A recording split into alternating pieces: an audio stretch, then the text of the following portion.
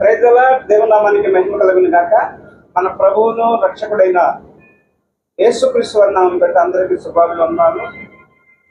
ఉదయకాల వాక్యాలలో భాగంగా కొంతమంది వ్యక్తుల ద్వారా, సంఘటనల ద్వారా ప్రతి గ్రంథం నుంచి మనం పాఠాలు నేర్చుకుంటా ఉన్నాం. ఈరోజు యెషయా గ్రంథం నుంచి మరి యెషయాని దేవుడు సేవకు ఏ విధంగా పిలిచాడో ఈ సందర్భాన్ని వాక్య సత్యంగా మనం ఈరోజు నేర్చుకోవడానికి ప్రయత్నం చేద్దాం. యెషయా గ్రంథం ఫస్ట్ 5 అధ్యాయాలు చూసినట్లయితే మరి అంతర్జాతీయ ప్రవక్తగా ఉన్నటువంటి యెషయా మరి వారికి శ్రమ, వీరికి శ్రమ అని అనేక మంది కోసం ఆయన ప్రవచిస్తూ ముందుకు వస్తున్నప్పుడు 6వ అధ్యాయంలోకి వచ్చేసరికి ఆయనకి దేవుని ప్రత్యక్షతను చూశాడు. ఆయన మరి దేవుని సింహాసనాన్ని, ఆ కెరూబులు శెరువుల మధ్య పరిశుద్ధుడు పరిశుద్ధుడు అని గాన ప్రతిగానాలతోటి దేవుని స్తుతించటం, మరి ఏదైతే శెరువులు ఉన్నాయో 6 రెక్కలు కలిగి 2 రెక్కలతోటి తన కళ్ళను, 2 రెక్కలతోటి కాళ్ళను మూసేసుకొని 2 రెక్కలతో పైకి ఎగురుతూ పరిశుద్ధుడు పరిశుద్ధుడు అని గాన ప్రతిగానాలతోటి అక్కడ దేవుణ్ణి స్తుతించడం అనేది ఆ ప్రత్యక్షతను నేను చూశాడు. ఎప్పుడైతే దేవుని ప్రత్యక్షతను చూశాడో యెషయా, అయ్యో నేను అపవిత్రమైన పెదవులు గలవాడి, అయ్యో అపవిత్రమైన ప్రజల మధ్య నేను నివసిస్తున్నాను, అయ్యో నేను నశించిపోయాను అనేటువంటి మరి తానేంటో, తన స్థితి ఏంటో యథార్థంగా ఉండటానికి ఆ ప్రత్యక్ష ద్వారా తెలుసుకున్నాడు. వెంటనే దేవదూత బలిపీఠం మీద మరి నిప్పు కనికోడు తీసుకొచ్చి నేలకని టచ్ చేసి నువ్వు పరిశుద్ధపరచబడ్డావు అని డిక్లేర్ చేశాడు. మరి ఈ సన్నివేశాన్ని మనం పరిశీలన చేసినప్పుడు మనం ఎదుటి వ్యక్తులతో పోల్చుకుంటూ ఉంటాం. వారికి ఏ అలవాట్లు ఉన్నాయి, వారి భక్తి జీవితం చాలా తక్కువగా ఉంది, నేను చాలా బెటర్గా ఉన్నాను అని పోల్చుకొని మనము ఎదుటి వ్యక్తుల గురించి డివోషనల్గా మాట్లాడుతూ ఉంటాం, మనం గొప్పతనాన్ని పెంచుకుంటూ. అయితే ఇక్కడ పరిశీలన చేయాల్సింది ఏంటంటే, నేను ఎగ్జిబిషన్లో ఒక అద్దాల ప్రదర్శన చూశాను. ఆ గేట్లోకి ఎంట్రన్స్ కాగానే బాగా పొడుగు కనపడ్డాను అద్దంలో. నన్ను చూసి నాకే నవ్వు వచ్చింది. కొంచెం ముందుకెళ్ళి సెకండ్ గేట్ దగ్గరికి వెళ్ళాను. అక్కడ చూస్తే బాగా డమ్మిలాకారం ఎంతలా కనపడ్డాను. నన్ను చూసి నాకు నవ్వు వచ్చింది. ఇంకొంచెం ముందుకెళ్ళాను, పొట్టుబుడిలాగా ఆ నెక్స్ట్ డోర్లో కనిపించాను, నాకు నవ్వు వచ్చింది. ఇంకా కొంచెం ముందుకెళ్ళిన తర్వాత నా అసలు రూపం, సహజ అర్థంలో నాకు కనిపించింది.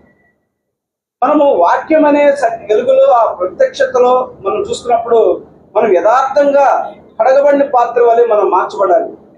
దేవుని వాక్యంలో మనల్ని మనం పరిశీలించుకొని కడుక్కోవాలి.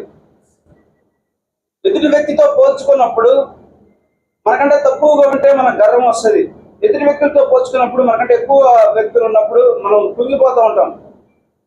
మరి దేవునితో మనం చూసుకున్నప్పుడు మనం యథార్థంగా మనం ఎవరు, మన స్థితి ఏంటో స్పష్టంగా తెలుసుకోగలుగుతాం.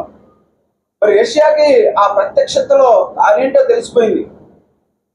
వెంటనే యెషయాని దేవుడు పిలుస్తా ఉన్నాడు తర్వాత వచనంలో, నేను ఎవరిని పంపేదను, నా కోసం ఎవరు వెళ్తారు అన్నప్పుడు yes Lord, ఐఎమ్ హియర్, నేనున్నాను, నేను వెళ్తానని చెప్పాడు. యెషయా ఆ పిలుపుని గౌరవించి మరి ఆ కమిట్మెంట్ అయ్యి ముందుకు వచ్చాడు. దేవుడు కడగబడిన పాత్రని వాడుకుంటాడు. బంగారు పాత్ర అయినా కడకపోతే దాన్ని వాడుకోలేము మనం. మరి విలువైన వాడివైనా, నువ్వు నీ బ్యాక్గ్రౌండ్ ఎంత గొప్పదైనా, నువ్వు పరిశుద్ధంగా యథార్థంగా కనుక, నువ్వు పవిత్రంగా కనుక దేవుని సన్నిధిలో ఒప్పుకొని కడగబడకపోతే నిన్ను దేవుడు ఏ పరిస్థితిలో వాడుకోలేడు అనే సత్యాన్ని మనం ఈరోజు తెలుసుకోవాలి.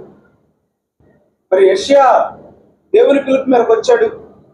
యెషయా అద్భుతంగా దేవుడు వాడుకున్నాడు. యేసుక్రీస్తు ప్రభువు రెండో రాకడ, మొదటి రాకడ, 1000 ఏళ్ల పరిపాలన, మరి ఆ ప్రాంతంలో ఇంటర్నేషనల్ ప్రాఫిట్ గా ఆ చుట్టుపక్కల ప్రజల పట్ల దేవుని హెచ్చరికను తెలియజేస్తూ అద్భుతంగా మరి యెషయా వాడబడ్డాడు. ఈరోజు పరిశీలన చేసినట్లయితే అనేక ప్రాంతాలు ఆధ్యాత్మికంగా డౌన్వర్డ్ లో ఉన్నటువంటి ప్రాంతాలు, దేవునే తెలుసుకోలేని ప్రాంతాలు, మరి సంఘాలు లేని ప్రాంతాలు, మరి సంఘాల నుండి కూడా అభివృద్ధి లేని ప్రాంతాలు, అనేకమైన ప్రాంతాలు ఉన్నాయి. ఈరోజు నువ్వు యథార్థంగా దేవుని వాక్య సన్నిధిలో నువ్వు కడగబడి కనుక, నువ్వు సిద్ధంగా కనుక ఉన్నట్లయితే దేవుడు ఈరోజు నీకు కూడా పిలిపిస్తా ఉన్నాడు. దేవుడు అద్భుతంగా వాడుకుంటాడు. ఏ ప్రాంతం పట్ల, ఏ ప్రజల పట్ల, ఏ అవసరాలు నిమిత్తం, ఏ మార్పుల కోసం నువ్వు వాడబడాలో దేవుడు ప్లాన్ చేసి నిన్ను ముందుకు నడిపిస్తాడు. అద్భుతంగా ఈ తరంలో యెషయా వలె నిన్ను కూడా దేవుడు పిలుస్తా ఉన్నాడు. ఇటువంటి కమిట్మెంట్ గల సేవకుల కోసం దేవుడు ఎదురు చూస్తా ఉన్నాడు. ఈరోజు నువ్వు నేను గనక మరి యథార్థంగా ఉండగలిగినట్లయితే, కడగబడిన పాత్రగా వర్గం ఉన్నట్లయితే దేవుడు నిన్ను కూడా పిలుస్తా ఉన్నాడు. నీ కొరకు దేవుడు ఏర్పాటు చేసిన ప్రణాళిక ఈ భూమి మీద అద్భుతంగా ముందుకు కొనసాగించబడింది. ఆ విధంగా సేవకు ముందుకెళ్ళడానికి సిద్ధపడాలని కోరుకుంటూ, మరి దేవుడు ఈ మాటలను వినికిలో దీవించి ఆశ్రయించిన గాక. ఈ వీడియో కనుక నచ్చినట్టు లైక్ చేయండి, షేర్ చేయండి, సబ్స్క్రైబ్ చేసుకోండి. అనేక మందికి వాక్యం స్ప్రెడ్ అవ్వడానికి మీరు కూడా పాలిభాగస్తులు అండి. God bless you all. అందరికీ వందనాలు.